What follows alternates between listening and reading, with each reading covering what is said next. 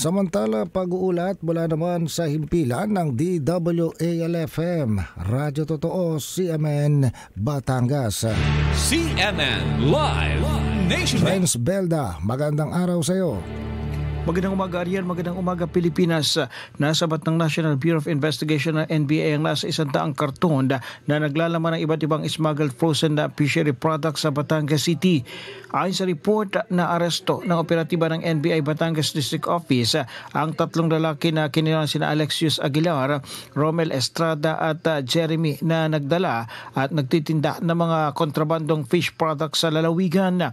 Ipinisita sa Office of the City Prosecutor ng Batangas City para sa inquest proceeding ang tatlong individual dahil sa paglabag sa the Philippine Fisheries Code of 1998 at paglabag sa Anti-Agricultural Sabotage Act of 2024.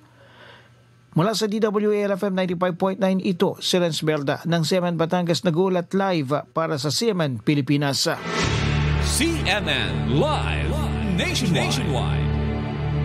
Maraming salamat, Renz Belda, mula po naman sa himpilan ng Radyo Totoo, CMN Batangas.